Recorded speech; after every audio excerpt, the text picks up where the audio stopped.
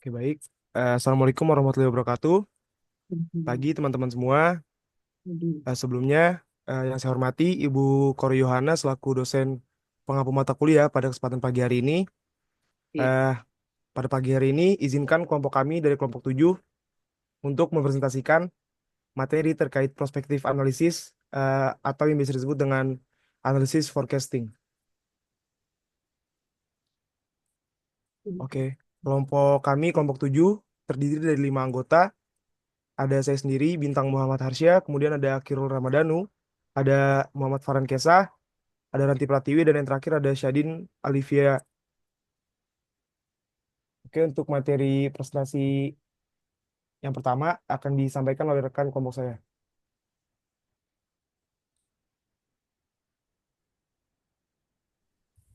Baik, eh, menurut Palepiu, Lee and Bernard pada 2007, analisis prospektif merupakan proses yang berfokus pada upaya memproyeksikan kinerja serta kondisi keuangan perusahaan di masa yang akan datang.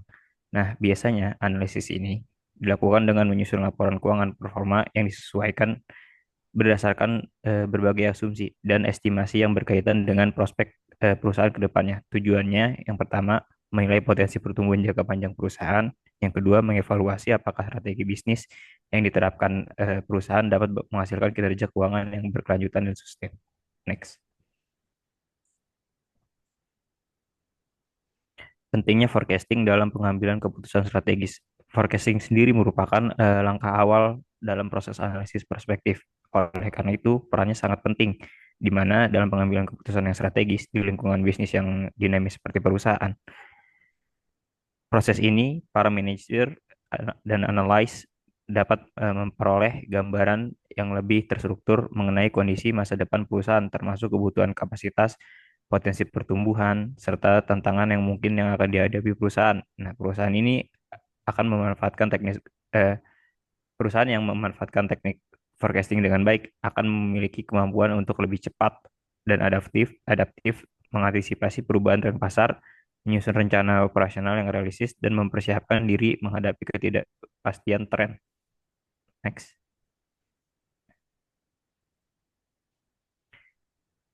Posisi forecasting dalam proses manajemen strategis. Dalam proses manajemen strategis, forecasting bukan hanya soal memprediksi angka keuangan perusahaan di masa depan, melainkan berfungsi sebagai jembatan antara situasi saat ini dan arah yang ingin dicapai perusahaan ke depannya. Forecasting membantu manajemen dalam membaca tren pasar, perilaku konsumen, dan dinamika persaingan serta mengantisipasi peluang dan risiko. Hasil dari forecasting ini akan membantu perusahaan dalam membuat keputusan yang lebih terarah, misalnya kapan waktu yang tepat untuk ekspansi, bagaimana mengatur anggaran, keuangan, atau langkah-langkah apa yang perlu diambil jika perubahan drastis di pasar. Seperti intinya, forecasting merupakan alat berpikir ke depan perusahaan dalam dunia bisnis yang penuh ketidakpastian. Kemampuan untuk memperkirakan arah angin merupakan modal besar bagi perusahaan untuk tetap kompetitif dan relevan. Next. Selanjutnya akan disampaikan oleh teman saya. Baik, selanjutnya kita masuk ke dalam bagian analisis kinerja. Jadi, untuk analisis kinerja ini merupakan proses evaluasi terhadap bagaimana sih perusahaan itu mengelola keuangan dan operasionalnya dalam periode tertentu. Nah, untuk proses ini tuh menggunakan indikator keuangan sebagai alat ukurnya, yang dimana untuk menilai apakah efek aktivitas perusahaan itu sudah efisien, kemudian efektif, dan mampu menghasilkan keuntungan yang berkelanjutan. Nah, melalui analisis inilah yang dimana perusahaan itu dapat memperoleh gambaran menyeluruh mengenai posisi keuangan dari seberapa sehat sih struktur modal dan utang perusahaannya, kemudian efisiensi sumber dayanya, apakah aset yang digunakan secara optimal, kemudian tingkat profitabilitas dan solvabilitasnya, yang dimana mungkin seberapa besar sih kemampuan perusahaan dalam menghasilkan laba dan juga memenuhi kewajiban jangka panjangnya. Nah, informasi ini mungkin akan menjadi dasar dalam proses pengambilan keputusan manajerial dan strategi ke depannya. Nah, setelah itu kita mengetahui juga nih pentingnya evaluasi kinerja. Nah, pertanyaannya adalah bagaimana hasil evaluasi itu digunakan untuk perencanaan ke depannya. Dan jawabannya itu bisa di next slide.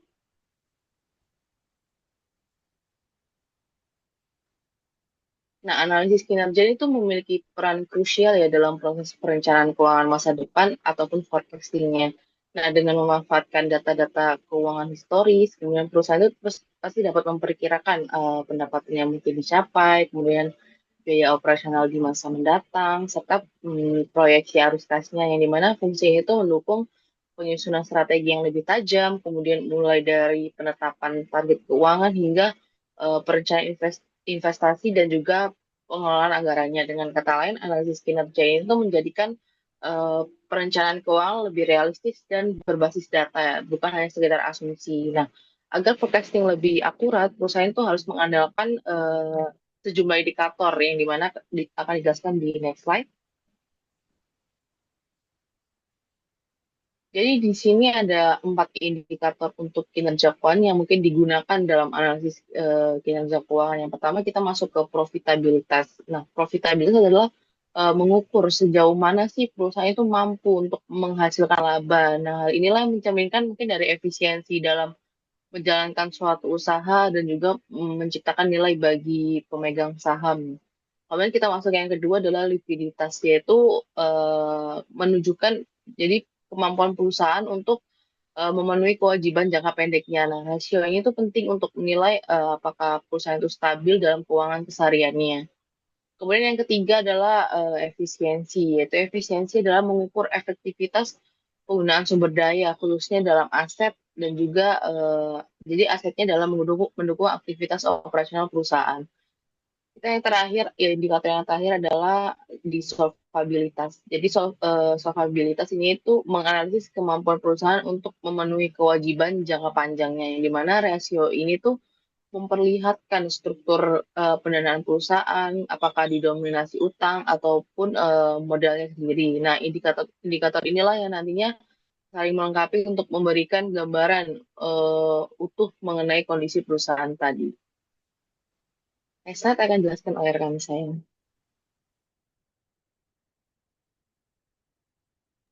Baik, selanjutnya adalah asumsi eksternal. Jadi asumsi eksternal ini menjadi landasan penting dalam menyusun rencana bisnis dalam jangka panjang hingga menengah.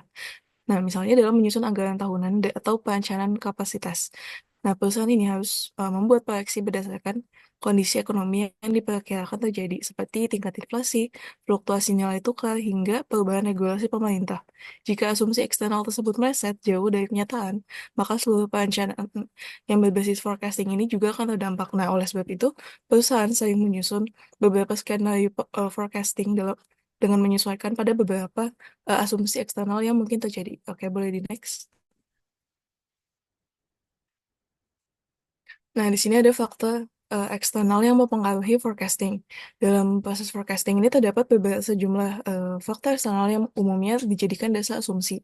Yang pertama ini inflasi. Inflasi ini merupakan indikator utama dalam ekonomi makro yang menunjukkan tingkat kenaikan harga barang dan jasa secara umum. Nah, inflasi yang tinggi akan menyebabkan biaya produksi naik, daya beli masyarakat menurun, dan juga berisiko menekan margin keuntungan perusahaan. Kemudian yang kedua adalah tren pasar. Tren pasar ini mengacu pada perubahan perilaku konsumen, teknologi, dan juga industri secara umum. Misalnya, tren digitalisasi yang mendorong banyak perusahaan untuk mengembangkan layanan online ataupun e-commerce. Nah, jika perusahaan tidak memperhatikan perubahan tren pasar dalam asumsi forecasting, maka risiko ketinggalan terhadap inovasi ataupun kehilangan pangsa pasar ini akan jadi lebih meningkat. Kemudian yang ketiga adalah regulasi dan juga kebijakan pemerintah. Perubahan dalam regulasi seperti kebijakan perpajakan, standar lingkungan, ataupun aturan ketenagakerjaan ini memiliki dampak langsung terhadap operasional dan biaya bisnis. Kemudian yang keempat ini kompetitor. Nah, langkah yang diambil oleh kompetitor ini seperti peluncuran produk baru, penyesuaian harga, ataupun kampanye promosi ini dapat mengguncang posisi pasar perusahaan. Oleh karena itu, analisis kompetitor ini juga termasuk dalam bagian yang penting dalam asumsi eksternal dalam forecasting, terutama untuk sektor dengan persaingan yang tinggi. Kemudian yang terakhir ini adalah faktor global. Nah, selain faktor domestik, kondisi global seperti krisis energi, geopolitik internasional, dan juga fluktuasi harga komoditas ini berdampak besar pada forecasting. Nah, contohnya ketika perang di kawasan Timur Tengah yang menyebabkan kenaikan harga minyak dunia, yang kemudian meningkatkan biaya logistik dan produksi secara lebih global. Boleh di next? Kemudian di sini ada dampak dari kondisi makroekonomi terhadap proyeksi bisnis. Jadi kondisi makroekonomi nasional dan global ini merupakan latar belakang yang sangat menentukan arah proyeksi bisnis. Yang pertama ini ada pertumbuhan ekonomi atau PDB. Nah, produk domestik bruto atau PDB ini mencerminkan total output ekonomi suatu negara. Nah, jika PDB tumbuh positif, maka akan terjadi peningkatan daya beli dan investasi.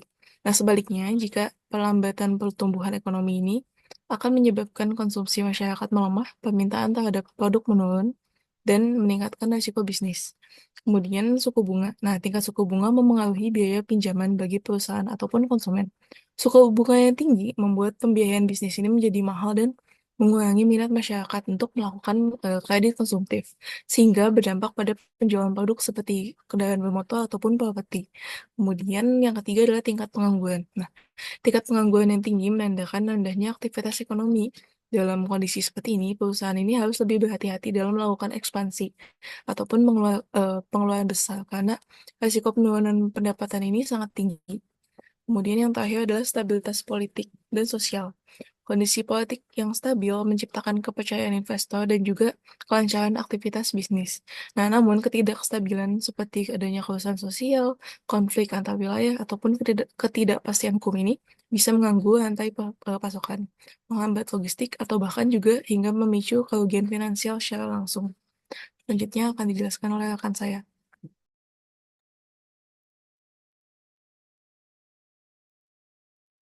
Oke, baik. Untuk materi yang selanjutnya ada asumsi internal dalam perusahaan, khususnya dalam aspek forecasting. Jadi, sebelumnya saya masuk tentang pemahaman apa itu forecasting terlebih dahulu. Forecasting atau peramalan dalam sebuah perusahaan atau dalam sebuah bisnis merupakan sebuah proses prediksi atau anggapan yang dibuat berdasarkan kondisi, data, dan juga faktor-faktor yang biasanya itu berasal dari dalam perusahaan itu sendiri. Dan yang kemudian dapat dijadikan sebagai dasar dalam proses melakukan peramalan untuk proyeksi perusahaan ke depannya. Nah, kenapa sih perusahaan harus menggunakan atau harus mementingkan asumsi internal dalam dalam proses forecasting di perusahaan ya?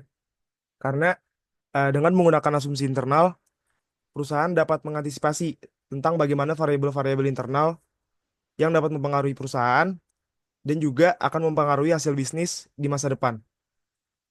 Seperti contoh, jika kita mementingkan aspek internal atau asumsi internal dalam forecasting, ini dapat mempengaruhi hasil bisnis berupa penjualan, biaya, dan juga laba. Asumsi internal menjadi sangat penting karena dapat memberikan gambaran realistis mengenai kemampuan dan juga batasan perusahaan. Nah, selain itu, asumsi internal juga dapat berfungsi sebagai landasan dalam memilih metode forecasting yang tepat dan juga dalam proses menginterpretasikan hasil analisis. Kemudian untuk yang selanjutnya ada faktor-faktor internal di dalam forecasting. Yang pertama ada strategi pemasaran. Strategi pemasaran yang diterapkan di dalam perusahaan sangat mempengaruhi hasil forecasting karena berdampak langsung pada tingkat penjualan dan juga permintaan produk.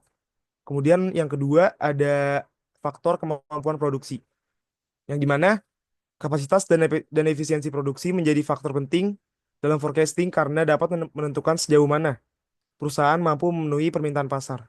Yang ketiga ada faktor kualitas dan kuantitas data historis. Dengan data historis yang lengkap, akurat serta relevan, ini dapat menjadi dasar utama dalam membuat prediksi yang tepat. Kemudian faktor yang keempat ada faktor perubahan produk. Dalam perusahaan proses peluncuran produk baru, modifikasi produk dan juga penghentian produk lama akan mempengaruhi permintaan dan juga perilaku pasar. Forecasting harus memasukkan asumsi internal terkait inovasi produk agar proyeksi penjualan dan biaya dapat mencerminkan kondisi sebenarnya. Kemudian, aspek yang kelima atau faktor yang terakhir ada faktor kebijakan internal. Kebijakan perusahaan seperti penetapan harga, pengembalian komisi, ataupun perubahan lokasi dapat berpengaruh pada hasil forecasting. Oke, untuk yang selanjutnya ada peran internal dalam forecasting. Untuk yang pertama ada peran berupa dasar perencanaan strategis. Dengan menjadi dasar perencanaan strategis, perusahaan dapat menjadikan hal ini sebagai landasan untuk merancang strategi bisnis yang realistis dan juga terukur. Kemudian untuk peran yang kedua, ada peran dalam mengelola sumber daya manusia secara efisien. Dengan cara perusahaan dapat memandu atau membantu dalam mengalokasikan sumber daya secara optimal, dan dengan asumsi yang tepat, perusahaan dapat mengelola aspek pemasaran, operasional, keuangan, dan sumber daya manusia secara terpadu. Sehingga hal ini dapat mendukung pencapaian target pertumbuhan perusahaan. Kemudian peran yang keempat, ada peran mengurangi resiko ketidakpastian dalam forecasting. Dengan asumsi internal tentunya yang akurat, dapat mengurangi ketidakpastian dalam proses forecasting, dan juga hal ini dapat memungkinkan perusahaan untuk membantu membuat prediksi yang lebih andal dan juga akurat. Untuk peran yang keempat, ada peran dalam mendukung pengambilan keputusan. Peran internal dapat memberikan informasi penting yang mendasari keputusan manajerial dan juga core-core penting di dalam perusahaan. Keputusan yang dibuat berdasarkan asumsi internal, tentunya yang valid, akan lebih efektif dalam mendorong pertumbuhan perusahaan. Oke, untuk materi selanjutnya, studi kasus dari PT Kalbe Farma akan dipaparkan oleh rekan saya.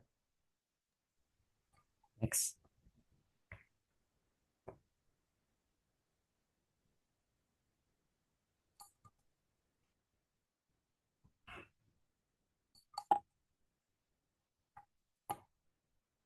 Next.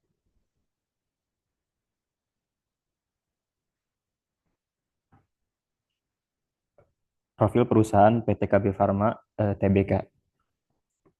PT KB Farma merupakan salah satu perusahaan farmasi terbesar di Indonesia yang berdiri sejak tahun 1966 berbasis di Jakarta.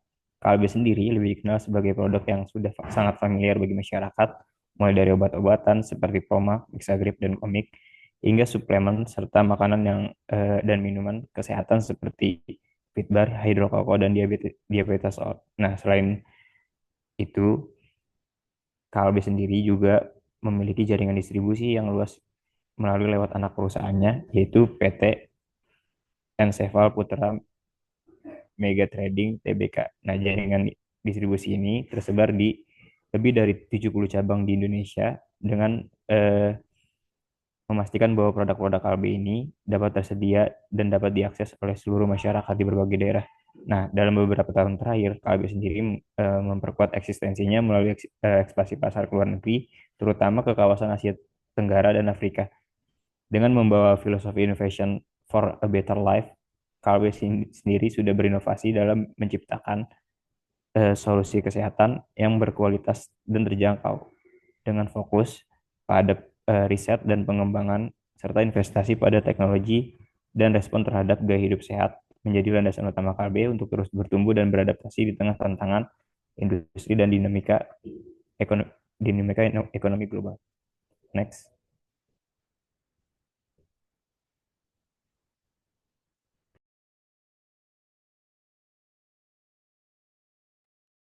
Baik, kita selanjutnya masuk ke dalam analisis kinerja keuangan untuk PT KB Pharma Tbk. Nah, di PT KB Pharma Tbk ini tuh mencatat peningkatan pendapatan sebesar 5,2% di tahun 2023-nya. Dari total yaitu sekitar 28,93 triliun menjadi 30,45 triliun. Namun di sisi lain ini laba bersihnya justru turun 18,2% yang dimana beban industri dan juga fluktuasi harga bahan baku. Namun pada kuartal pertama tahun 2024, perusahaan mulai menunjukkan pemulihan nih, yaitu dari pendapatannya naik ke sekitar 6,23% secara tahunan, kemudian laba bersih meningkat 11,9%, margin kotor naik dari 40,4% menjadi 40,9%, margin operasional stabil di angka 14,6%. Nah, pemulihan itu tidak lepas dari strategi Kalbe dalam diversifikasi produk dan juga penguatan saluran distribusinya yang mampu menjaga stabilitas meskipun di tengah tekanan eksternal.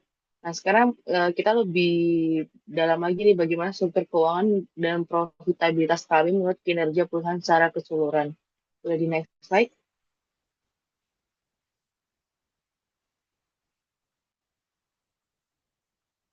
Nah, di selanjutnya adalah struktur keuangan dan profitabilitas. Nah, struktur keuangan KBI menunjukkan posisi yang sangat solid, yaitu total aset sekitar 28,75 triliun, kemudian total kewajiban 4,84 triliun, ekuitas sekitar 23,91 triliun. Nah, rasio utang terhadap ekuitas atau debt to equity ratio hanya sekitar 3%, yang ini menandakan risiko finansialnya itu sangat rendah. Nah, kemudian di sisi profitabilitasnya, return on equity atau ROE-nya itu PT KB Pharma ini pada tahun 2025 turun menjadi 14,03% dibandingkan rata-rata historis yaitu 17,26%.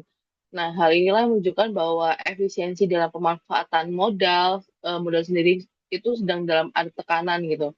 Meskipun perusahaan mencatat laba.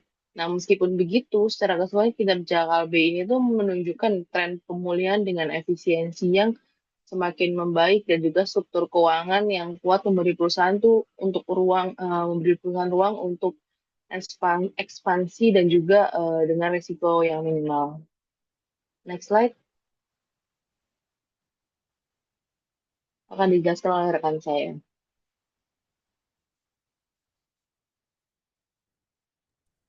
Yes. Oke.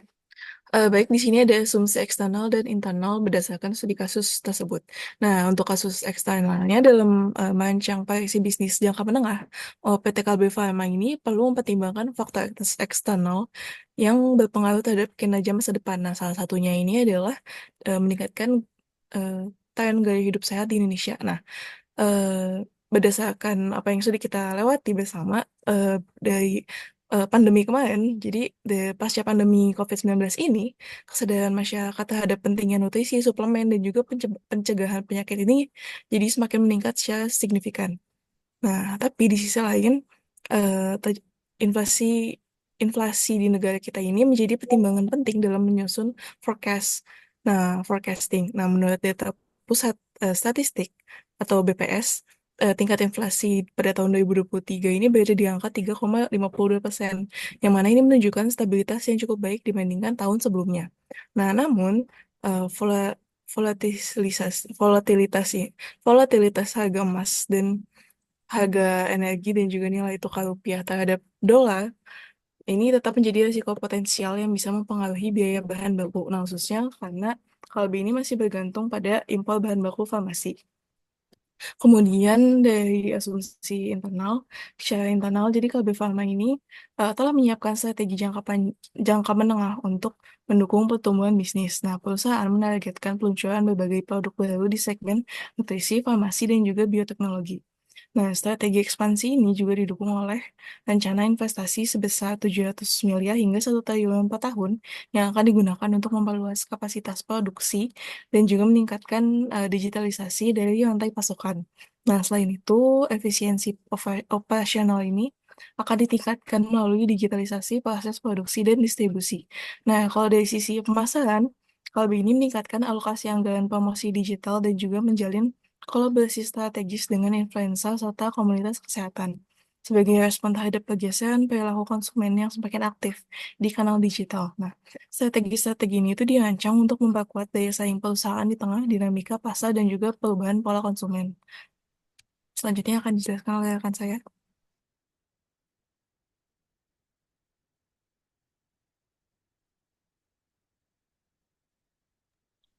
Next.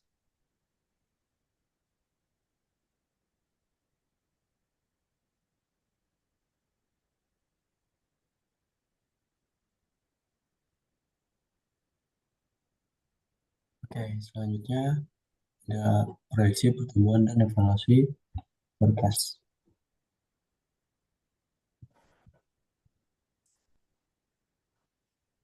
Oke, di sini teman-teman sebelum kita bicara angka-angka ke depannya, kita harus tahu dulu uh, dari mana kita mulai. Forecast yang saya sampaikan hari ini mengacu pada pendekatan bottom, artinya proyeksi ini dibangun dari unit terkecil di dalam perusahaan. misalnya untuk bisnis unit produk atau divisi distribusi. Pendekatan ini nggak hanya mengandalkan tren historikal, tapi juga pertimbangan rencana strategis internal dan perkembangan industri secara luas. Eh, dalam beberapa tahun terakhir, data menunjukkan bahwa KP berhasil menjaga stabilitas pendapatan dan margin, bahkan di tengah tekanan eksternal seperti pandemi dan inflasi global. Itu artinya fondasi keuangan perusahaan itu cukup untuk dijadikan pijakan dalam penyusunan peta jalan ke depan, yaitu forecasting 3 tahun mendatang. Next.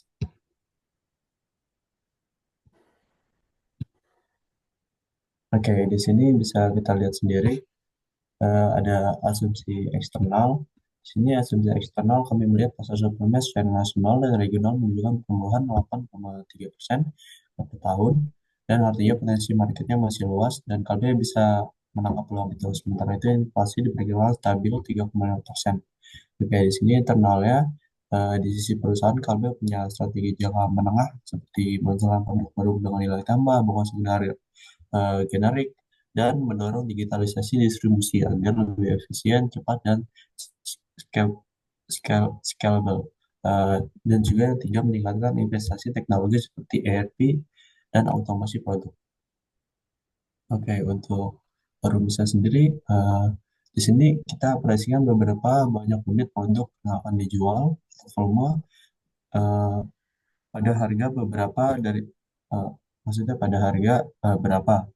Nah, dari situ kita evaluasi margin. Jika efisiensi meningkat karena tingkat digitalisasi dan teknologi, maka margin akan naik dan otomatis laba bersih juga naik. Oke, next.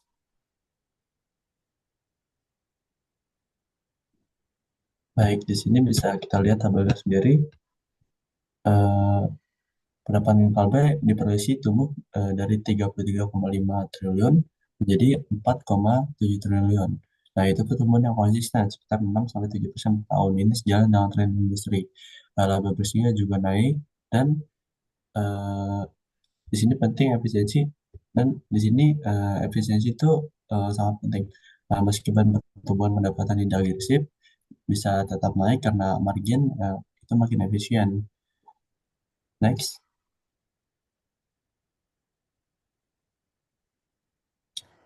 Oke, di sini kita lanjut ke forecasting, evaluasi, dan apa itu manfaatnya.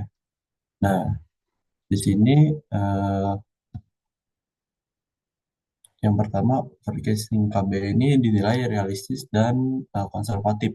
Kita nggak cuma membayangkan pertumbuhan yang pesat aja, tapi juga mengacu pada tren histori dan rencana manajemen.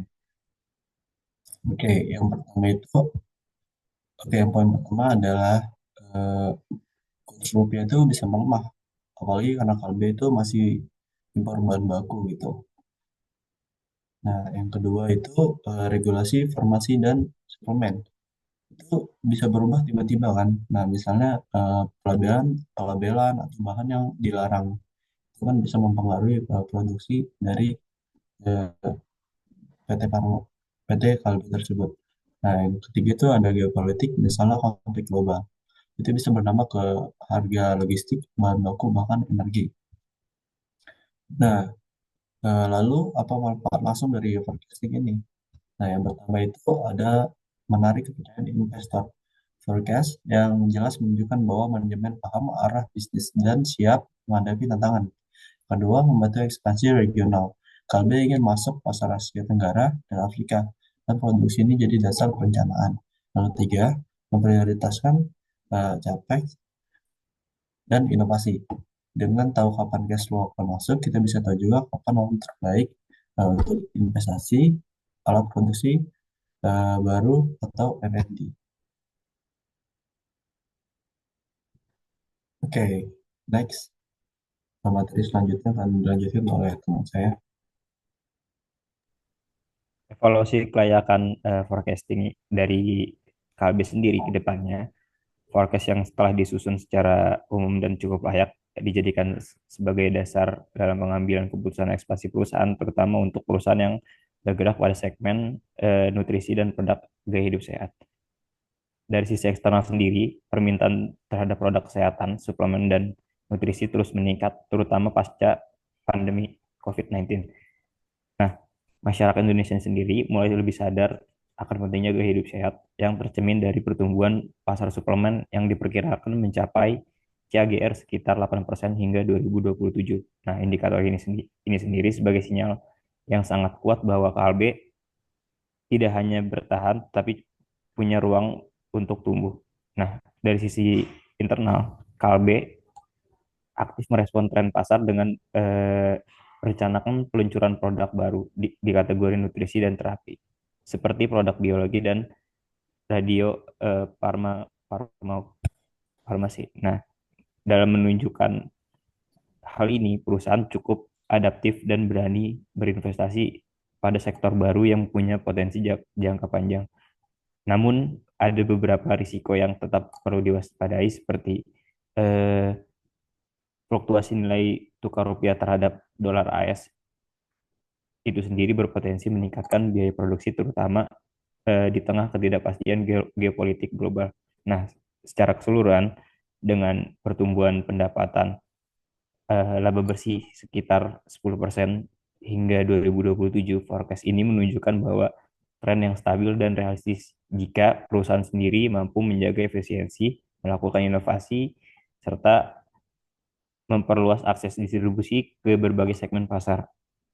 Maka ekspansi KB ke segmen nutrisi dan kesehatan merupakan eh, akan akan menghasilkan dampak yang positif di dalam perusahaan.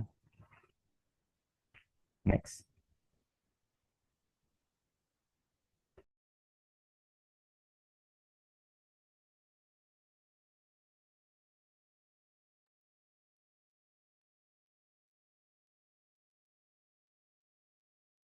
Baik, saya akan memberikan kesimpulan dari keseluruhan presentasi kelompok kami pada pagi hari ini.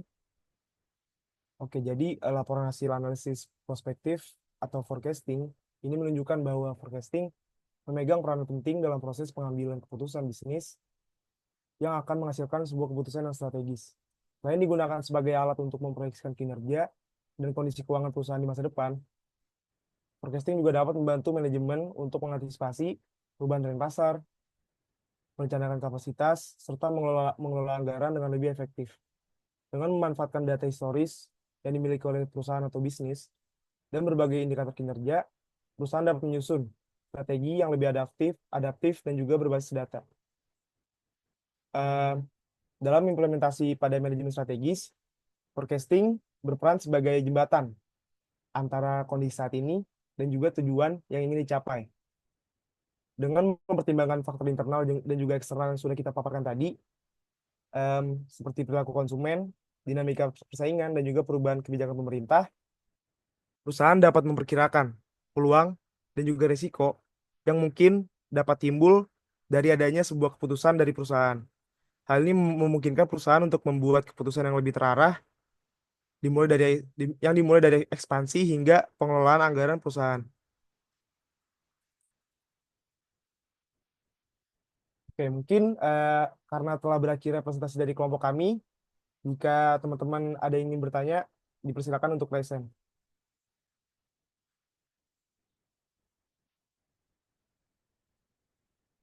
Pertanyaannya dikumpulkan dulu ya, Baik, dijawabnya nanti setelah presentasi kelompok kedua, jadi sama-sama menjawab. oke, baik Bu.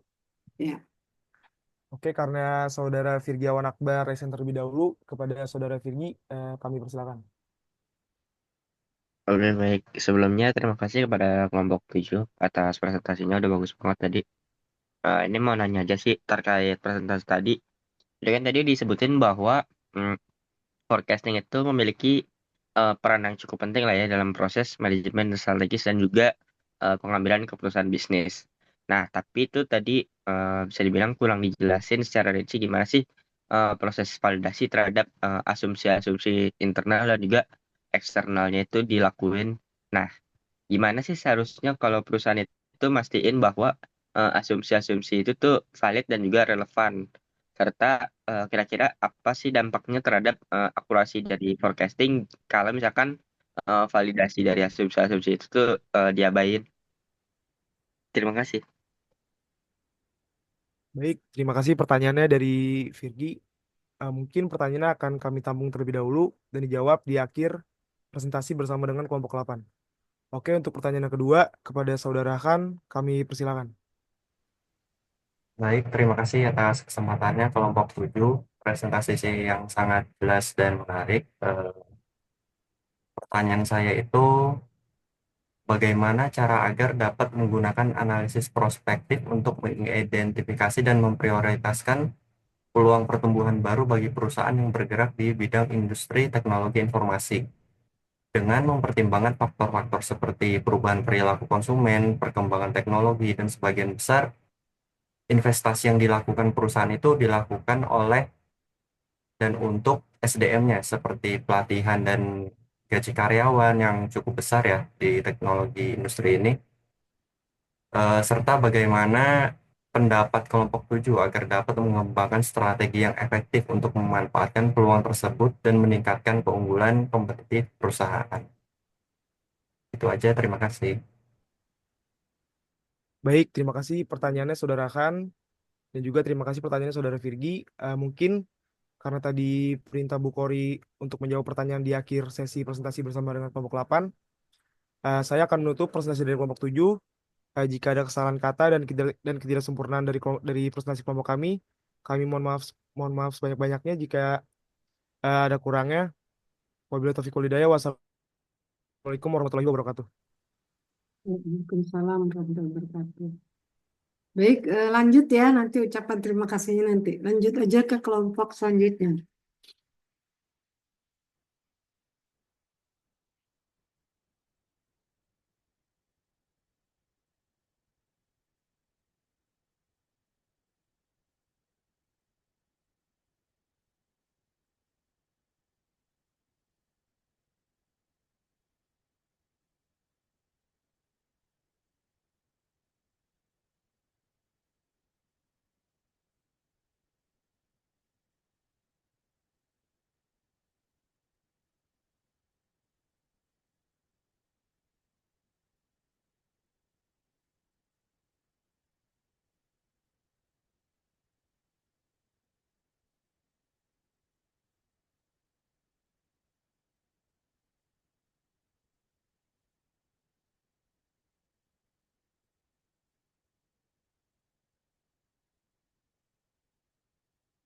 Oke, udah terlihat belum share screen-nya? Ya, sudah. Oh ya, baik.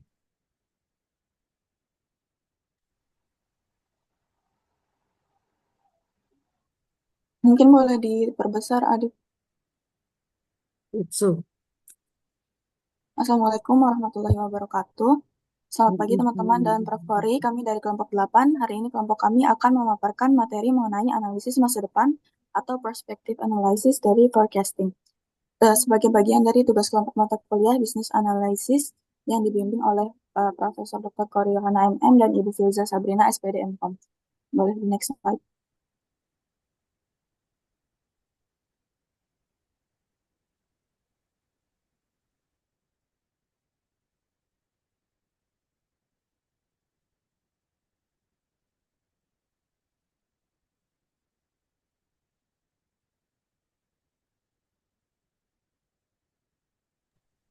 Sorry, Adib, sepertinya ada kendala. Ini share screen-nya nggak full screen, masih belum full screen.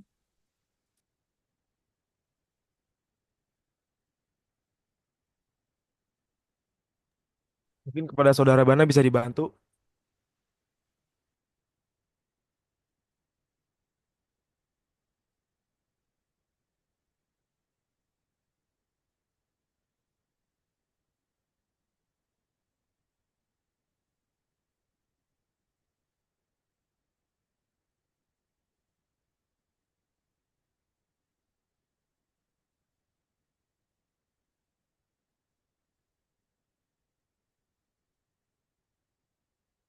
Nah, sudah.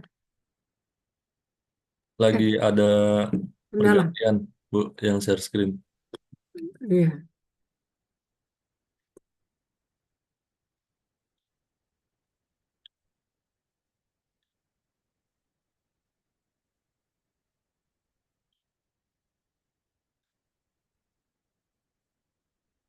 Baik, saya lanjutkan.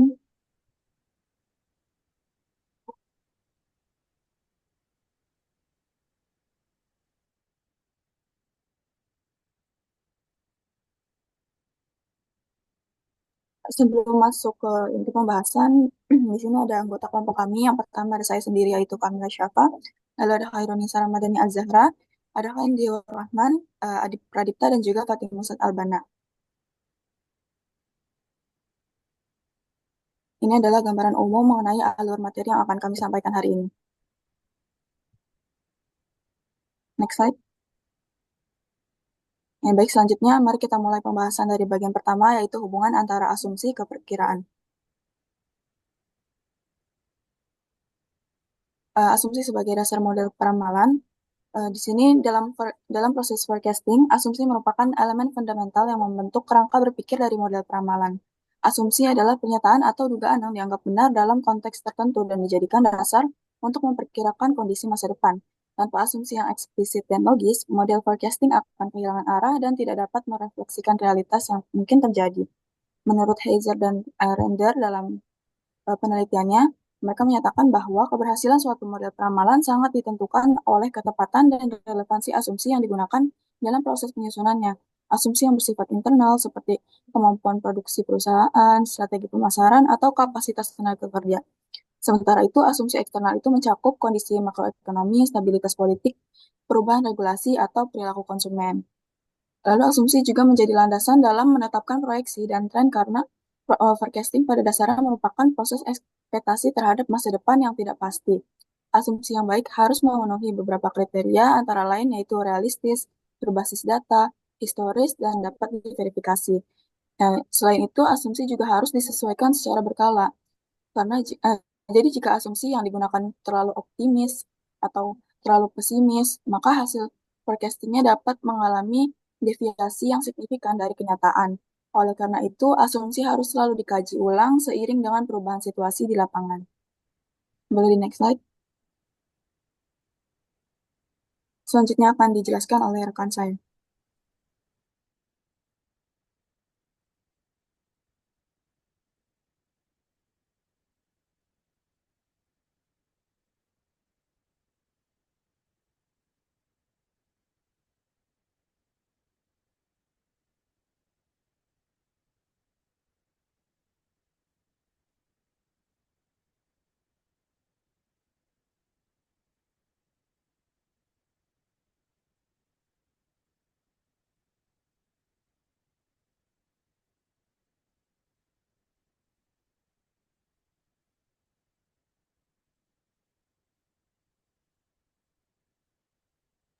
Oke, selanjutnya ada dampak ketepatan asumsi terhadap akurasi perkiraan.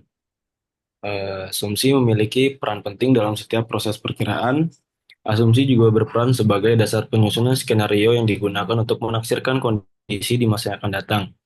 Asumsi juga harus berlandaskan histori dan bersifat realistis agar tidak menyimpang dari realitas. Nah, asumsi yang tepat ini tentunya akan mempengaruhi akurasi dari perkiraan yang dihasilkan. Jika asumsinya bersifat realistis, maka tentunya akan menghasilkan perkiraan yang cenderung akurat dan dapat dijadikan sebagai landasan untuk pengambilan keputusan nantinya.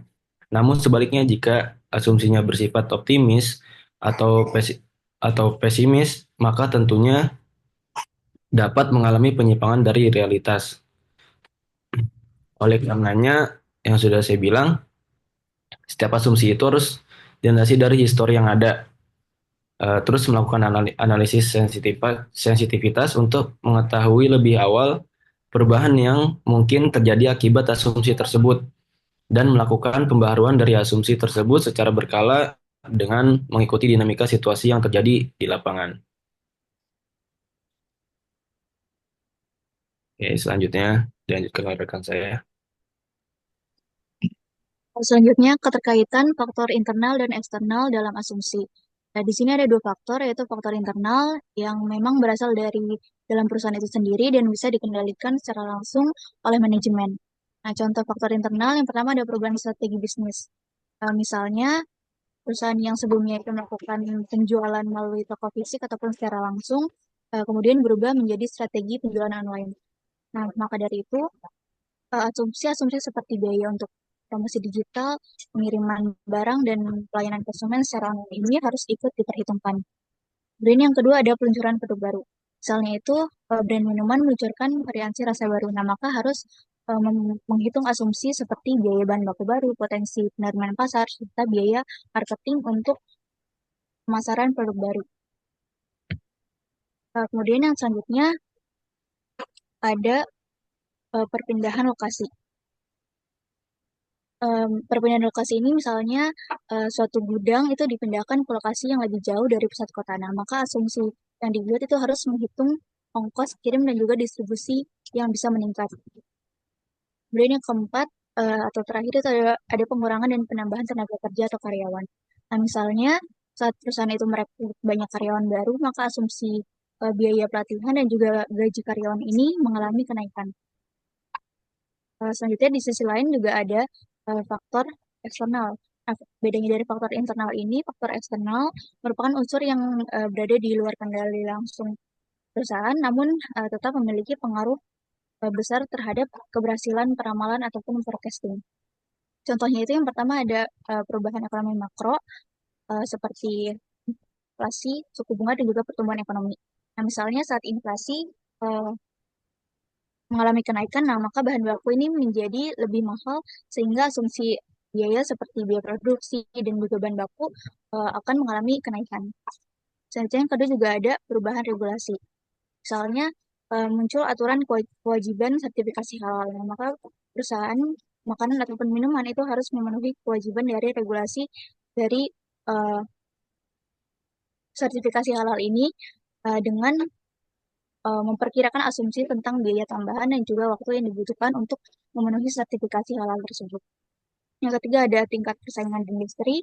Misalnya saat banyak brand yang menjual produk serupa dengan harga yang lebih murah, maka perusahaan harus membuat asumsi terkait diversifikasi produk serta merencanakan strategi pemasaran yang lebih matang agar perusahaan ini bisa tetap berada pada posisi kompetitif di pasar dan juga industri. Dan yang terakhir ada bencana alam. Nah, bencana alam dan pandemi ini merupakan suatu peristiwa tak terduga, di mana contohnya jika suatu pabrik itu berada di daerah rawan bencana seperti gempa, nah maka perlu menyiapkan asumsi cadangan untuk contohnya biaya kerusakan ataupun alternatif lokasi produksi lainnya. Nah, maka dari itu penting bagi perusahaan untuk tidak hanya melihat dari analisis informasi internal lingkungan semata, tapi juga harus memantau dari lingkungan eksternal agar dapat membuat asumsi ini lebih adaptif dan juga realistis. Nah, dengan melalui analisis faktor internal dan juga eksternal, keduanya ini akan membantu untuk menyusun proyeksi perusahaan di masa depan. Nah, sehingga hasil dari peramalan atau forecasting ini akan menjadi lebih akurat dan juga relevan dengan dinamika yang terjadi di lapangan. Next, selanjutnya, boleh. Selanjutnya adalah penerapan dalam berbagai jenis peramalan. Jenis-jenis peramalan ini ada berbagai macam. Yang pertama berdasarkan dari horizon waktu atau jangka waktu peramalan. Menurut Haryanto pada tahun 2008 ini terbagi menjadi 3 jenis. Yang pertama ada peramalan jangka pendek, di mana peramalan jangka pendek ini mencakup waktu kurang dari 3 bulan. Nah, penerapan dari peramalan ini digunakan untuk hal-hal yang sifatnya itu operasional dan juga harian. Contohnya seperti prediksi kebutuhan bahan baku minggu depan, menyusun jadwal kerja karyawan, dan juga menentukan berapa banyak barang yang harus disiapkan dalam waktu dekat. Yang kedua ada peramalan jangka periode waktunya itu antara 3 sampai dengan 18 bulan. Nah, penerapan dari peramalan ini digunakan untuk perencanaan yang sifatnya itu tidak harian, tetapi juga tidak terlalu jauh ke depan. Nah, contohnya adalah perencanaan produksi selama 6 bulan ke depan, memperkirakan penjualan selama 1 tahun, ataupun menentukan jumlah tenaga kerja sementara yang dibutuhkan oleh suatu perusahaan. Selanjutnya yang ketiga ada perkiraan jangka panjang. Untuk waktunya, perkiraan jangka panjang ini lebih dari 18 bulan, bisa sampai dengan beberapa tahun. Nah, perkiraan ini digunakan untuk perencanaan besar dan juga strategis. Contohnya seperti untuk membuka pabrik baru, melakukan investasi besar, ataupun pengembangan produk yang inovatif. Boleh, slide selanjutnya. Yang kedua, berdasarkan fungsinya. Menurut Hazer dan juga Render, ada 3 jenis peramalan berdasarkan fungsinya. Yang pertama ada perkiraan ekonomi. Nah, jenis peramalan ini fokus pada kondisi ekonomi secara umum. Contohnya seperti memprediksi inflasi, suku bunga, dan juga jumlah uang yang beredar.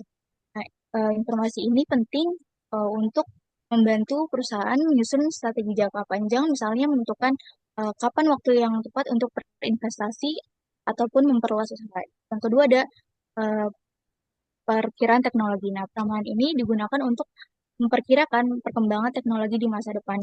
Misalnya, apakah akan ada mesin ataupun alat baru yang bisa meningkatkan produksi ataupun operasional, lalu juga apakah teknologi digital ini akan mengubah cara pemasaran. Kemudian yang terakhir, yang ketiga ada perkiraan permintaan atau demand forecasting.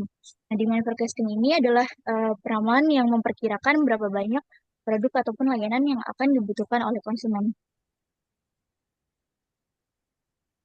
Nah, jika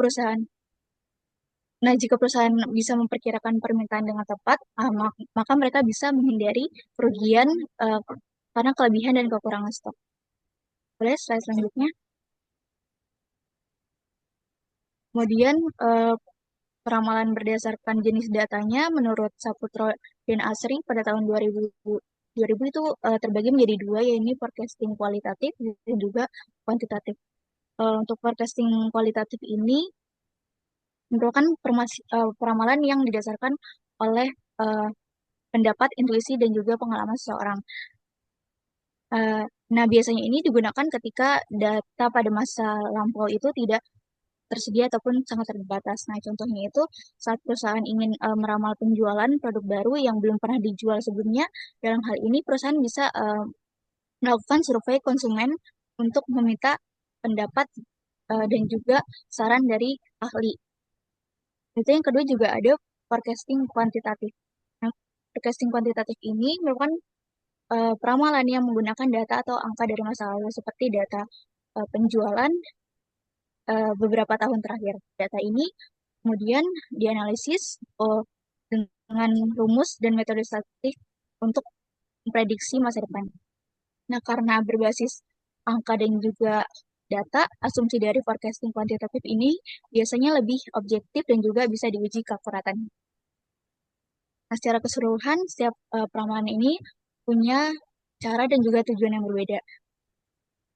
Baik itu untuk fokus ke ekonomi, teknologi, maupun kebutuhan konsumen. Nah, dengan memilih jenis peramalan yang sesuai, perusahaan ini dapat merencanakan operasional dan juga strategi bisnisnya secara lebih efektif dan juga teratur. Boleh slide selanjutnya akan disampaikan oleh saya. Baik, selanjutnya ada analisis sensitivitas. Yang pertama itu konsep analisis sensitivitas. Apa sih analisis sensitivitas itu? Itu adalah proses untuk memahami bagaimana perubahan dalam satu atau lebih variabel input akan mempengaruhi hasil dari suatu model atau keputusan. Dengan kata lain, ini cara untuk menguji seberapa sensitif hasil akhir terhadap perubahan pada asumsi parameter tertentu. Dengan kata lain, analisis ini digunakan untuk menguji seberapa sensitif atau seberapa rentan hasil akhir terhadap perubahan dalam parameter-parameter tertentu yang dianggap penting. Misalnya dalam perencanaan bisnis, seorang analis mungkin ingin mengetahui bagaimana perubahan dalam harga jual, biaya produksi, atau volume penjualan yang akan berdampak pada laba bersih. Nah, di sini tujuan utama dari analisis sensitivitas itu ada 3. Yang pertama itu mengetahui faktor atau variabel mana yang mempengaruhi hasil. Contohnya, seorang analis menemukan bahwa variabel seperti harga jual dan volume penjualan itu memiliki dampak yang jauh lebih besar dibanding dengan biaya listrik yang dikeluarkan ataupun biaya promosi yang dikeluarkan. Dengan informasi ini, perusahaan dapat mengatur strategi penetapan harga atau memperkuat aktivitas pemasaran yang mendorong penjualan dengan memprioritaskan harga jual dan volume penjualan tersebut. Lalu yang kedua, membantu dalam pengambilan keputusan dengan melihat kemungkinan resiko. Contohnya dalam merencanakan peluncuran produk baru, perusahaan bisa melakukan analisis sensitivitas terhadap variabel seperti harga jual, biaya produksi, dan volume penjualan. Jika ditemukan bahwa sedikit penurunan permintaan dapat menyebabkan kerugian besar, maka manajemen mungkin memutuskan untuk menunda peluncuran, menyesuaikan harga, atau melakukan pengujian pasar lebih lanjut eh, yang akan membuat keputusan final. Lalu yang terakhir tuh ya, itu memvalidasi keandalan model. Itu apakah hasilnya berubah drastis jika inputnya berubah sedikit. Contohnya saja dalam analisis investasi proyek, jika perubahan suku bunga sebesar 0,5% saja dapat mengubah keputusan dari layak menjadi tidak layak, maka model tersebut bisa dianggap terlalu sensitif. Ini menandakan bahwa perusahaan perlu mempertimbangkan ulang validitas data dan asumsi yang digunakan, atau menambahkan variabel pendukung untuk memperkuat keputusan akhir. Next slide akan dijelaskan oleh rekan saya.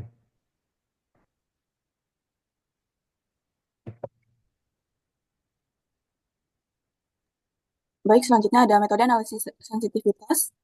Analisis sensitivitas merupakan teknik yang digunakan untuk memahami bagaimana variasi dalam input suatu model mempengaruhi outputnya. Tujuan utamanya adalah untuk mengidentifikasi variabel mana yang paling berpengaruh terhadap hasil model, sehingga dapat membantu dalam pengambilan keputusan yang lebih baik dan prediksi yang lebih andal. Boleh di next slide?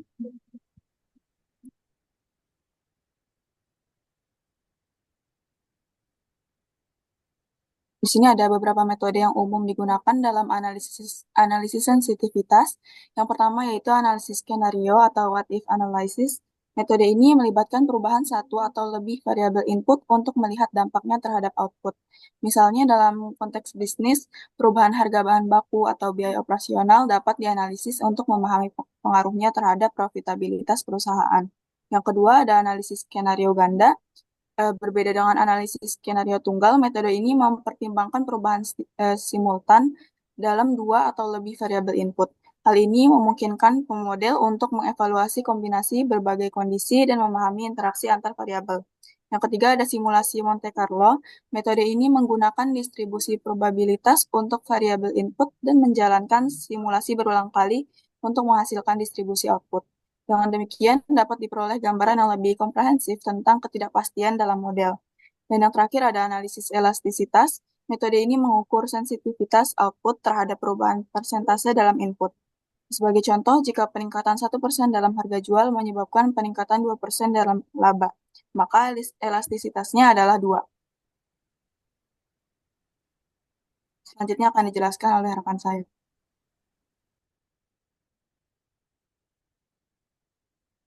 Nah, selanjutnya ada manfaat dari analisis sensitivitas. Yang pertama, menjadi faktor pendukung pengambilan keputusan yang lebih baik. Analisis sensitivitas ini memberikan kemungkinan untuk para pengambil keputusan untuk dapat mengevaluasi berbagai hasil yang disebabkan oleh perubahan variabel input tertentu. Dengan melihat bagaimana dinamika dari variabel seperti biaya produksi, terus harga jual, terus bisa juga dari demand pasar yang dapat mempengaruhi hasil akhir. Dengan analisis sensitivitas ini, para pengambil keputusan dapat lebih tepat dalam mengambil langkah dan strategi untuk kelangsungan bisnis. Yang kedua, manfaat dari analisis sensitivitas ini adalah untuk membahas secara khusus area-area yang perlu dilakukan peningkatan.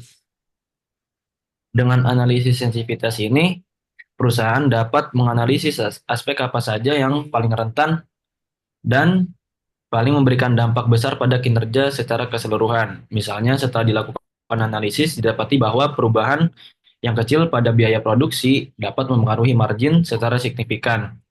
Maka hal ini menjadi peringatan untuk perusahaan agar dapat lebih mengefisiensikan kegiatan produksi dan dapat disimpulkan Analisis sensitivitas ini membantu perusahaan untuk perbaikan dan keberlanjutan dari perusahaan itu sendiri. Yang terakhir adalah untuk meningkatkan akurasi dari prediksi dan model. Analisis sensitivitas ini tentunya memiliki peran penting dalam memperdalam pemahaman terhadap variabel-variabel yang dapat mempengaruhi hasil dari suatu model. Dengan melakukan pengujian dari tiap input terhadap output, pengambilan keputusan akan mendapatkan gambaran yang lebih jelas terhadap besar kecilnya dampak dari suatu perubahan. Pada akhirnya, prediksi yang dihasilkan akan jauh lebih akurat dan relevan dengan yang terjadi di lapangan. Selanjutnya dilanjutkan oleh rekan saya. Baik, selanjutnya ada contoh penerapan analisis sensitivitas.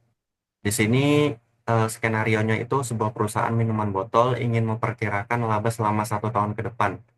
Model keuangan yang digunakan tergantung pada beberapa variabel utama. Contohnya seperti di sini harga jual per botolnya 10.000 dengan biaya produksi per botol 6.000, berarti untungnya 4.000 dan volume penjualan yang diperkirakan itu 100.000 botol. Nah, di sini lanjut ke tabel. Jika eh, proyeksi awal itu harga jual 10.000 dengan volume penjualan 100.000, maka laba total yang didapatkan itu 400 juta. Lalu jika harga jualnya itu menurun hanya 10%, maka ini jadi 9.000, volumenya tetap, maka keuntungan yang didapat itu 300 juta, menurun 25% dibanding laba proyeksi awal. Sama juga dengan volume penjualan yang turun 20%, maka laba yang didapat itu 320 juta, menurun 80 juta dibanding proyeksi awal.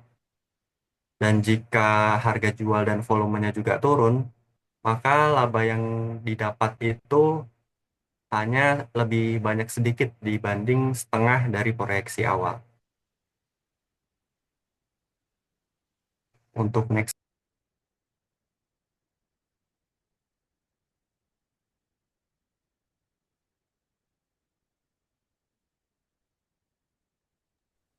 Oke, selanjutnya adalah studi kasus. Jadi pada kesempatan kali ini kita mengambil perusahaan minuman segar abadi, yang mana itu adalah perusahaan teh botol yang lagi berkembang pesat di wilayah Jawa Barat. Nah, dalam rangka menghadapi tahun operasional yang baru, perusahaan ini berencana untuk melakukan peramalan laba selama 1 tahun ke depan. Tujuannya apa? Tujuannya untuk menyusun strategi operasional, kemudian juga pengalokasian anggaran keuangan, serta rencana produksi dan pemasaran yang lebih terarah. Proyeksi ini menjadi penting. Kenapa? Karena perusahaan itu perlu memahami dampak dari perubahan pasar. Nah, maka dari itu digunakanlah pendekatan peramalan yang sesuai berdasarkan jangka waktu, fungsi, dan jenis data. Next slide.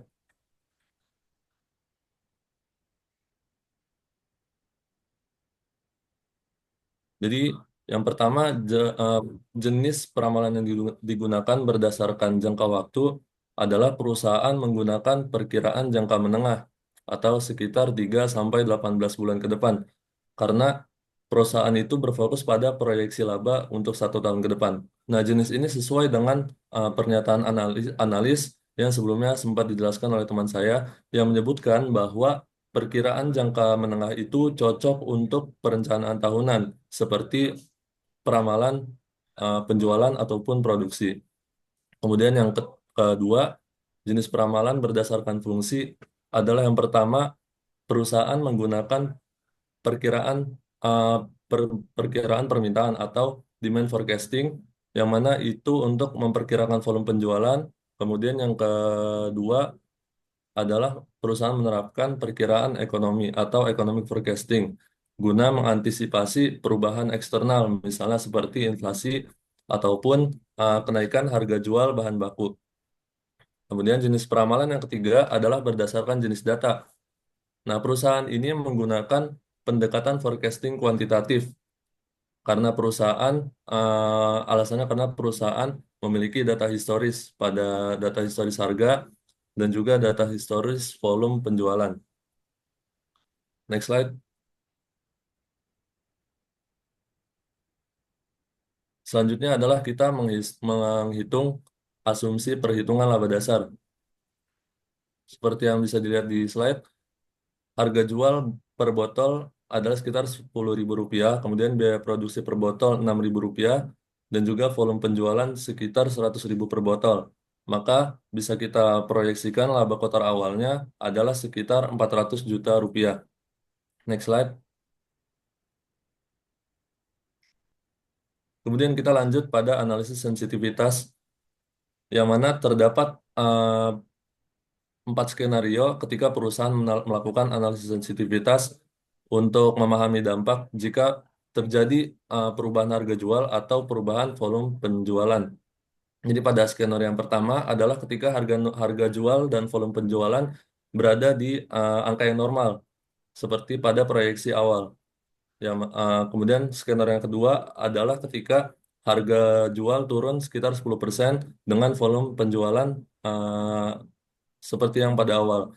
Kemudian skenario yang ketiga adalah ketika volume turun 20%, volume penjualan turun sekitar 20% dengan harga jual di harga yang sama pada skenario normal. Dan skenario yang keempat adalah ketika harga jual dan volume penjualan turun. Nah, pada skenario yang pertama, seperti yang kita hitung pada awal, tidak ada perubahan keuntungan. Dan skenario yang kedua, ketika harga turun 10%, terdapat penurunan laba sekitar 100 juta rupiah. Dan juga skenario yang ketiga, ketika volume turun 20%, terdapat penurunan laba sekitar 80 juta rupiah. Dan juga ketika skenario harga jual turun, kemudian juga volume penjualan turun, maka penurunan laba bisa mencapai 160 juta rupiah. Nah, hasil dari tabel ini, dari analisis sensitivitas ini, menunjukkan bahwa penurunan harga jual itu memberikan dampak yang lebih signifikan terhadap laba dibanding ketika perusahaan menurunkan volume penjualan. Next slide. Nah, selanjutnya kita bisa menyimpulkan analisis tadi atau mengevaluasi asumsi dan analisis sensitivitas tadi. Jadi berdasarkan hasil yang tadi bisa disimpulkan gitu bahwa penerapan metode peramalan itu bisa sangat membantu perusahaan dalam menyusun strategi bisnis untuk agar perusahaan itu bisa lebih terarah di tahun-tahun berikutnya. Dalam kasus ini, perusahaan Segar Abadi itu menggunakan forecasting jangka menengah dan pendekatan kuantitatif untuk memproyeksikan laba selama 1 tahun ke depan. Nah, dan melalui analisis sensitivitas itu ditemukanlah bahwa penurunan harga jual itu memberikan dampak yang lebih besar terhadap laba ketika dibandingkan dengan penurunan volume penjualan. Nah, oleh karena itu, muncullah beberapa strategi-strategi yang bisa direkomendasikan kepada perusahaan tersebut. Dan strategi yang direkomendasikan bagi perusahaan salah satunya adalah menjaga kestabilan harga jual dengan tetap berupaya untuk meningkatkan atau mempertahankan volume penjualan melalui promosi, perluasan pasar, dan juga mungkin mengefisiensikan biaya produksi. Dan dengan demikian, peramalan itu nggak hanya menjadi alat bantu dalam pengambilan keputusan, tetapi juga menjadi dasar penting atau fondasi awal dalam penyusunan rencana bisnis ataupun strategi bisnis yang efektif dan berkelanjutan. Mungkin selanjutnya bisa dilanjut ke sesi diskusi oleh moderator. Baik, itulah pemaparan dari kami terkait perspective analysis forecasting. Selanjutnya kami akan membuka sesi tanya jawab. Bagi yang ingin bertanya, boleh menggunakan fitur raise hand. Baik, pertama dimulai dari Anang Permadi. Oke, terima kasih kepada kelompok 8. Saya ingin bertanya, misalkan kita dihadapkan dengan kasus untuk mengevaluasi peramalan laba sebuah perusahaan yang beroperasi di industri dengan fluktuasi harga bahan baku yang tinggi dan persaingan pasar yang ketat. Nah, kira-kira kalau tadi dari penjelasan beberapa metode analisis sensitivitas, baiknya itu kita pilih metode yang mana? Dan Kira-kira kenapa pilih itu? Terima kasih. Baik, terima kasih Anang atas pertanyaannya. Selanjutnya kepada Virgiawan Akbar, dipersilakan. Oke, baik. Terima kasih sebelumnya kepada kelompok 8 atas presentasinya, tadi bagus banget. Tapi pengen nanya nih terkait presentasi tadi. Kenapa sih penting bagi sebuah perusahaan untuk memperbarui asumsi dalam model forecastingnya itu secara berkala? Kira-kira resikonya tuh apa aja kalau misalkan dari pihak asumsinya itu nggak diperbarui sesuai dengan perkembangan situasi? Karena kan kita bisa lihat dari apa namanya skala global ataupun internal perusahaan kan selalu berubah-ubah ya. Jadi tentunya dari asumsinya itu perlu berubah juga. Terima kasih. Baik, terima kasih kepada Virgiawan Akbar atas pertanyaannya.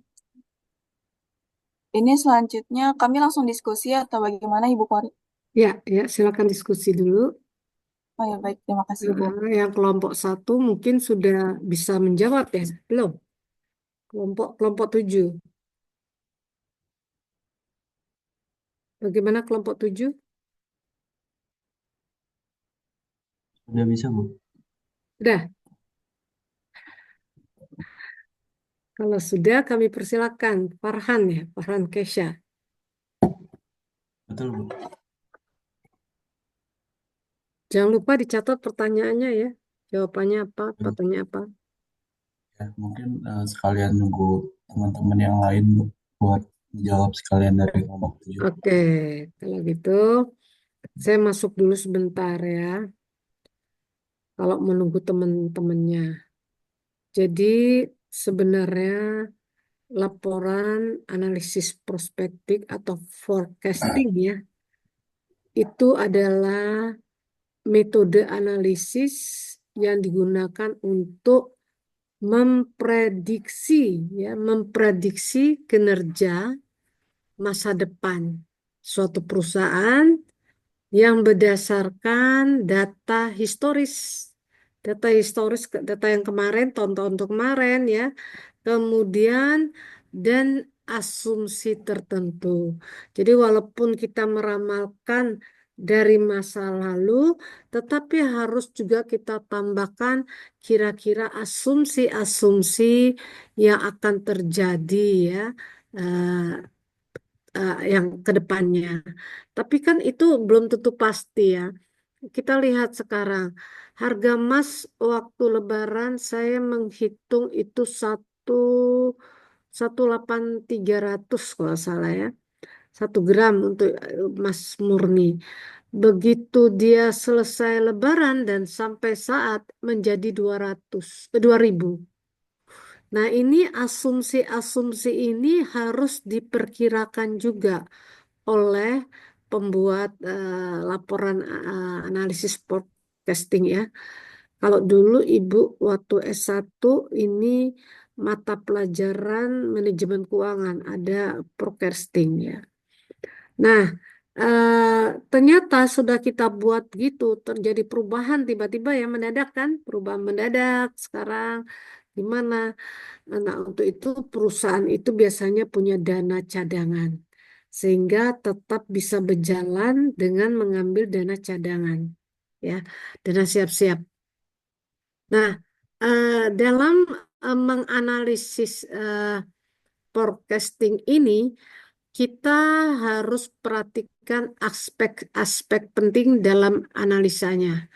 Misalnya kita harus tahu tujuan ya, tujuan dari analisis prospektif bertujuan untuk memprediksi kinerja masa depan perusahaan, termasuk apakah termasuk penjualan ya, arus kas, neracanya bagaimana, sehingga dapat membantu manajer atau analisis atau investor dalam membuat keputusan bisnis yang tepat. Jadi kalau perusahaan itu membuat tujuan dari analisis tadi itu baik untuk manajernya supaya juga investornya bisa membuat keputusan apakah dia tetap akan membeli saham-saham dari perusahaan tersebut. Ini tergantung tujuannya. Nah, kemudian kita harus perhatikan juga langkah-langkahnya. Di sini langkah-langkahnya itu kita harus memprediksi perubahan faktor lingkungan dan perusahaan, ya.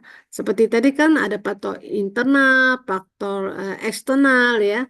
Nah, ini ada faktor lingkungan dan perusahaan. Jadi kita menganalisis perubahan faktor lingkungan ekonomi dan perusahaan dapat mempengaruhi kinerja masa depan di perusahaan. Itu harus kita prediksikan. Kemudian kedua harus menilai hubungan antara faktor-faktor dan kinerja keuangan. Maksudnya menilai bagaimana perubahan faktor-faktor tersebut. Apakah dapat mempengaruhi kinerja keuangan perusahaan. Tadi saya katakan kalau terjadi kenaikan, dia harus produksi, tadi contoh kelompok 8 ya, produksi sekian, ternyata harganya turun. Nah, bagaimana ini meramalkan forecastingnya. Kemudian ada kemungkinan produksinya banyak, ternyata harganya turun ya. Kalau harganya meningkat, pasti perusahaan itu akan untung. Nah, ini harus kita perhatikan juga. Ketiga yaitu meramalkan laporan keuangan. Di sini melaporkan laporan keuangan itu keuangan perusahaan ya, termasuk laba ruginya. Laba ruginya, neraca, dan arus kas berdasarkan asumsi-asumsi tertentu. Jadi kita harus lihat arus kasnya gimana. Apakah tadi kelompok penyaji ini pindah gudang gitu ya? Gimana? Gudangnya jauh, perlu biaya. Itu harus kasnya juga berjalan. Apalagi yang beli barang itu apakah kita cash atau kredit ya? Yang beli produk kita juga harus perhatikan. Sehingga tidak kita anggap, oh ini untung nih, banyak sekali untungnya. Tapi itu dalam perkiraan neracanya saja, tapi uang cashnya tidak ada karena bayarnya adalah kredit ya. Nah, ini harus kita perhatikan asumsi-asumsi tersebut. Nah, kemudian metode juga kita harus perhatikan. Di sini metodenya beberapa metode yang dapat digunakan dalam analisis prospektif antara lain double moving average ya. Double moving average yaitu metode yang menggunakan rata-rata bergerak ganda atau memprediksi nilai masa depan. Jadi kan kalau dalam statistik itu ada moving ya, bergeraknya gimana? Dari bulan ke sini begini bergeraknya apakah datar, apakah meningkat ataukah menurun. Ini harus kita lihat. Kemudian ada Brown, DISSP ya. Adalah metode yang menggunakan pemulusan eksponensial ganda untuk memprediksi nilai masa depan. Nah, karena tadi naik turun, itu bisa juga kita ramalkan dengan DSSP tadi, Brown, sehingga ramalannya akan merupakan garis lurus datar ya. Nah, ini gimana caranya nanti diajarkan biasanya di keuangan ya. Nah, kemudian bisa juga pakai regresi linier. Ini sangat sederhana regresi linier ini ya, yaitu metode menggunakan analisis regresi untuk memprediksi nilai masa depan. Jadi maksudnya gini, kita tahu regresi itu kan Y sama dengan A plus BX ya. Nah, kalau X-nya sekian, maka Y-nya akan sekian. Katakan X-nya itu harga bahan bakunya ya, sehingga untuk itu produksinya berapa.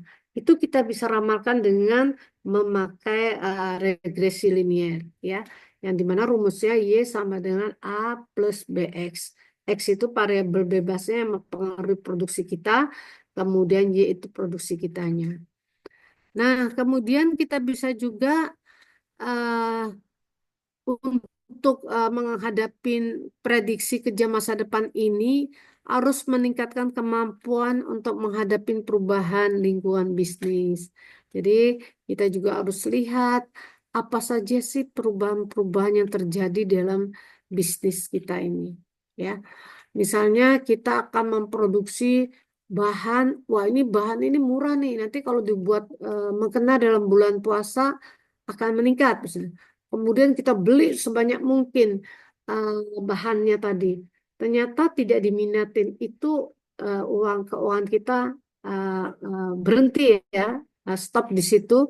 Nah, ini juga harus diperhatikan ya. Atau kita bisa memprediksi nilai yang akan datang, juga harus kita perhatikan tadi, seperti saya bilang, harga emas naik, otomatis semua ikut naik. Walaupun kita nggak makan emas ya, nggak bergerak dalam bidang emas. Seperti dolar, anak saya udah bilang, Bu, kalau punya uang simpen dolar aja. Ya elah, dolar udah naik. Jangan, kalau dolarnya turun boleh. Ini untuk kita yang orang-orang kecil ya. Kalau orang besar tuh dolar naik, dia bersyukur simpanannya udah banyak. Baik, itu tambahan untuk forecasting kelompok pertama ya. Bagaimana kelompok kedua? Apakah sudah siap juga menjawab pertanyaan dari teman-temannya? Sudah Udah, siap, Bu. Ibu. Oke, kelompok pertama dulu ya, silakan. Baik, saya akan menjawab pertanyaan dari Firjawan Akhtar. Pertanyaannya itu, bagaimana cara agar dapat menggunakan analisis prospektif untuk mengidentifikasi dan memprioritaskan peluang tumbuh baru bagi perusahaan yang bergerak di industri teknologi informasi, dalam mempertimbangkan faktor-faktor seperti perubahan perilaku konsumen, perkembangan teknologi, dan sebagian besar investasi yang dilakukan adalah untuk SDM-nya. Nah, setelah bagaimana pendapat kelompok kami agar dapat mengembangkan strategi yang efektif untuk memanfaatkan peluang tersebut dan meningkatkan keunggulan kompetitif perusahaan. Oke, jawabannya yaitu perusahaan harus memastikan validasi asumsi internal dan juga eksternal dalam forecasting. Dengan pendekatan berbasis data dan analisis yang sistematis, asumsi internal seperti kapasitas produksi atau biaya operasional dapat divalidasi melalui audit internal, uji sensitivitas, dan analisis tren historis. Sementara itu, asumsi eksternal misalnya proyeksi permintaan pasar atau perubahan regulasi harus diuji melalui riset pasar dan konsultasi dengan pakar industri. Nah, validasi ini penting untuk memastikan bahwa perencanaan bisnis itu didasarkan pada realitas yang terukur, bukan hanya dugaan atau harapan. Nah, jika proses validasi diabaikan, forecasting itu bisa menjadi tidak akurat dan menyesatkan. Hal ini dapat menyebabkan keputusan strategis yang salah. Nah, seperti kelebihan produksi, alokasi anggaran yang tidak efisien, atau kegagalan merespon perubahan pasar. Nah, apa akibatnya? Perusahaan itu bukan hanya kehilangan peluang, tapi juga meningkatkan resiko kerugian. Oleh karena itu, validasi asumsi ini adalah langkah penting untuk menjaga eh, keandalan hasil peramalan dan mendukung pengambilan keputusan yang efektif. Bagaimana Firgawan? Apa sudah menjawab? Ya, sudah menjawab. Terima kasih guys atas jawabannya. Sama-sama. Pertanyaan selanjutnya akan dilanjutkan oleh teman saya. Oke, saya izin menjawab pertanyaan dari Khan terkait analisis analisis perspektif untuk mengidentifikasi dan juga memprioritaskan peluang pertumbuhan untuk perusahaan yang bergerak di bidang industri teknologi informasi.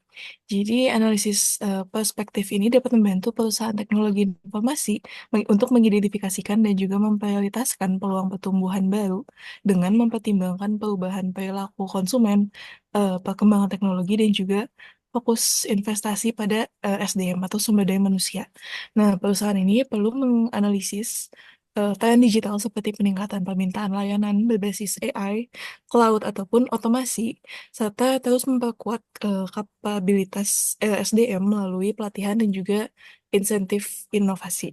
Nah, pendekatan ini memastikan bahwa perusahaan tidak hanya mengikuti pasar, tetapi juga mampu menciptakan nilai yang baru yang relevan dengan kebutuhan masa depan.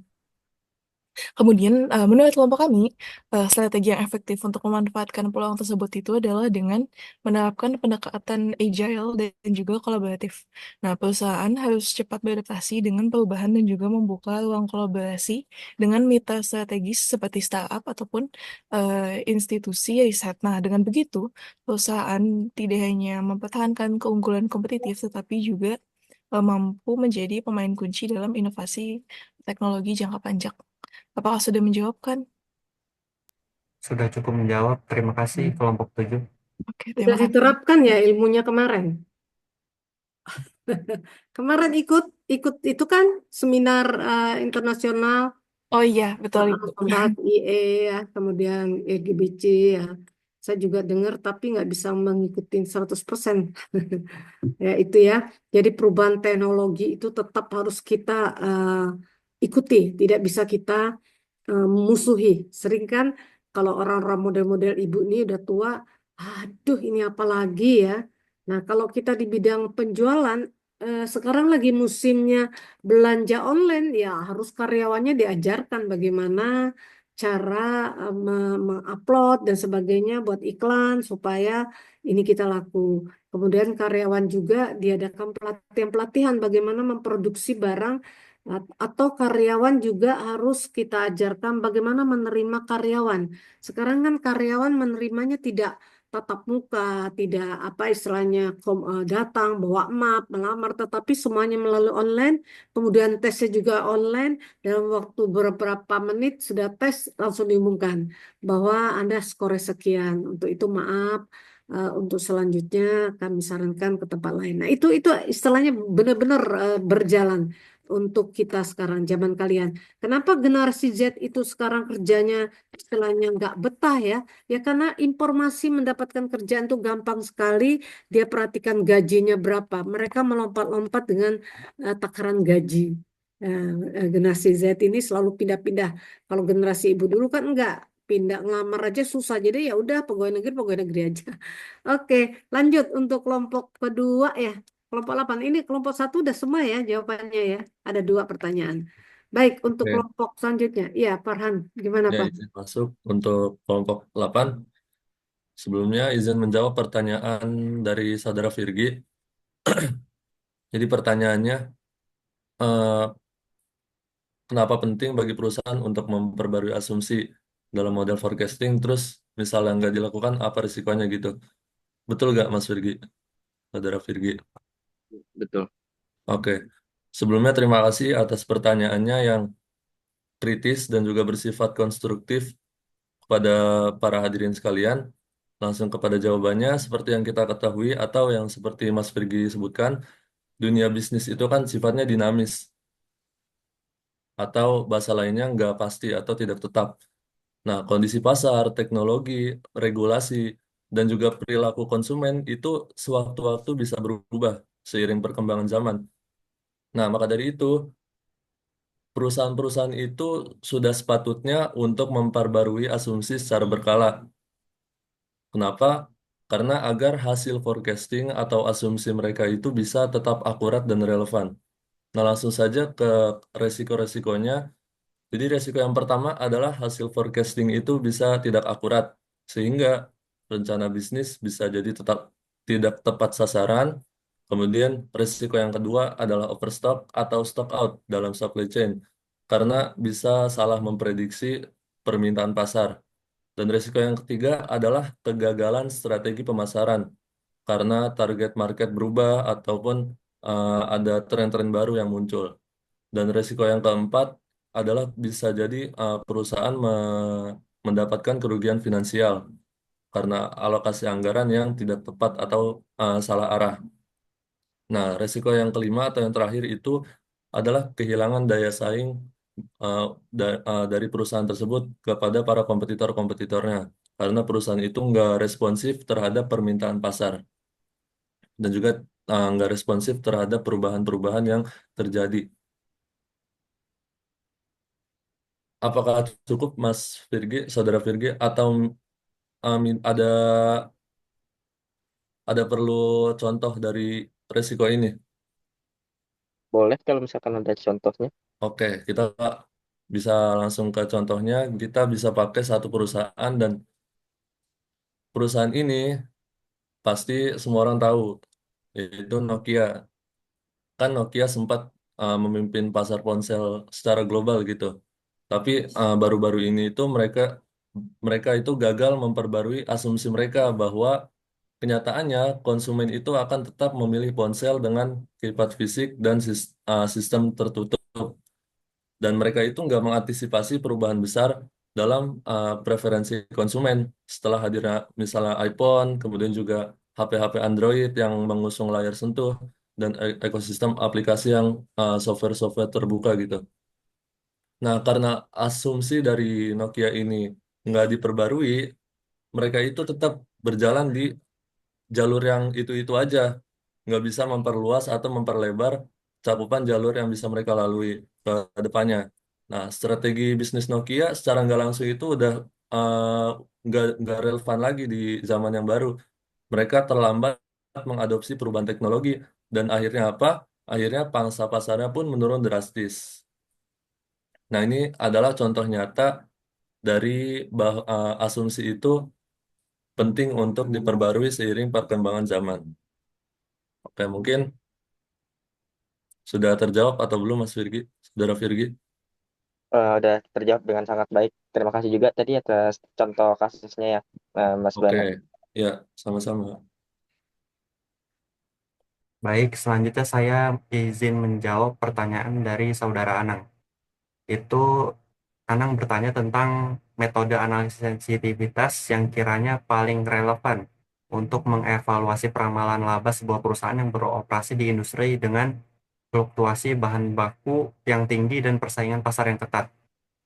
Jelaskan secara rinci kenapa metode itu dipilih. Dari kelompok 8 itu menyarankan untuk menggunakan simulasi Monte Carlo. Itu dianggap relevan karena untuk industri dengan ketidakpastian yang tinggi, misalnya industri makanan, energi, atau manufaktur, itu sangat dipengaruhi oleh harga bahan baku yang fluktuatif. Nah, alasan kenapa milih Monte Carlo ini, itu yang pertama itu mampu menangani banyak variabel sekaligus yang sifatnya tidak pasti, seperti harga bahan baku yang naik, volume penjualan yang turun, dan sebagainya. Lalu yang kedua ada menggunakan distribusi probabilitas kemungkinan untuk input seperti harga, volume penjualan, biaya logistik, dan lain-lain. Lalu yang ketiga memberikan rentang kemungkinan hasil. Itu bukan hanya pada satu angka sehingga manajemen bisa menilai secara skenario secara optimis dan pesimistik secara objektif dan dapat dinilai. Nah, contoh perusahaan yang menggunakan metode Monte Carlo ini adalah Nestle. Kita tahu bahwa Nestle itu salah satu perusahaan yang bergerak dalam bidang FMCG, Fast Moving Consumer Good, itu menggunakan simulasi Monte Carlo untuk mengukur risiko fluktuasi harga bahan baku seperti gula, kakao, dan kopi yang sangat terpengaruh oleh iklim. Oleh karena itu, dengan Monte Carlo ini yang bisa memperkirakan harga bahan baku yang fluktuatif, ini sangat cocok.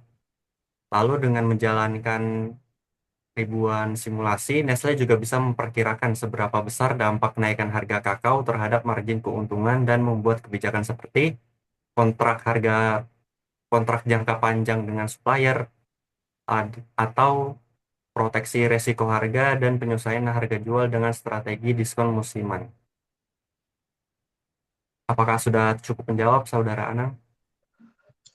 Sudah, terima kasih. Terima kasih. Ya, dua pertanyaan ya tadi. Dua apa tiga ya? Dua, Bu. Dua. Berarti Iya, udah berakhir ya. ya. Maaf, Anang tuh perempuan apa laki ya? Laki-laki, Bu. Soalnya gambar ceweknya ya. Baik, baik, baik. Baik, saya mungkin menambahkan sedikit kayak tadi juga menambahkan sedikit. Sebenarnya sih apa sih kelompok dua ini kan membicarakan antara asumsi, keperkiraan dan analisis sensitif ya. Itu kan dibicarakannya. Jadi sebenarnya asumsi itu apa sih? Nah, kita tahu kalau asumsi itu kan adalah prediksi kita ya. Asumsi itu adalah dasar yang digunakan untuk membuat perkiraan dan dari analisis keuangan kalau ini ya. Jadi kita selalu berasumsi, oh ibu itu pasti datangnya terlambat. Oh ibu itu atau ini. Nah, itu asumsi-asumsi. Jadi asumsi itu dapat berupa perubahan, bisa berubah di dalam perekonomian ya. Pertumbuhan pasar, harga, dan lain-lain. Namanya juga asumsi. Nah, untuk itu perlulah ada perkiraan. Perkiraan itu adalah hasil dari analisis keuangan yang menggunakan asumsi sebagai dasar. Ya, jadi perkiraan dapat berupa proyeksi. Jadi hanya proyeksi keuangan ya, seperti laporan laba rugi laba, neraca, arus kas itu harus kita perhatikan. Nah, kemudian apa yang disebut dengan analisis sensitivitas ya? Di sini adalah metode yang digunakan untuk menguji ya, untuk menguji bagaimana perubahan asumsi tadi sehingga kita dapat mempengaruhi perkiraan kita. Nah, kalau analisis sensitivitas ini dapat membantu mengidentifikasikan asumsi tadi, ini yang paling sensitif dan mempengaruhi hasil perkiraan. Jadi jangan main-main di dalam sensitivitas ini ya. Kita salah asumsi bisa perusahaan kita bangkrut. Makanya diajaklah kerjasama di antara stakeholder tadi. Nah, yang disebut dengan hubungan antara asumsi dan perkiraan itu adalah sebagai berikut, yaitu pertama asumsi mempengaruhi perkiraan. Kedua, perkiraan digunakan sebagai dasar analisis sensitif ya. Dan ketiga, analisis sensitivitas menguji asumsi. Nah, dengan demikian, analisis sensitivitas itu adalah perusahaan dapat memahami bagaimana perubahan asumsi dapat mempengaruhi perkiraan, ya, dan membuat keputusan yang lebih tepat berdasarkan analisis lebih komprehensif. Itu ya tambahan dari Ibu ya. Baik, untuk kelompok 7 dan 8, maaf, ini sinyalnya hilang. Aduh.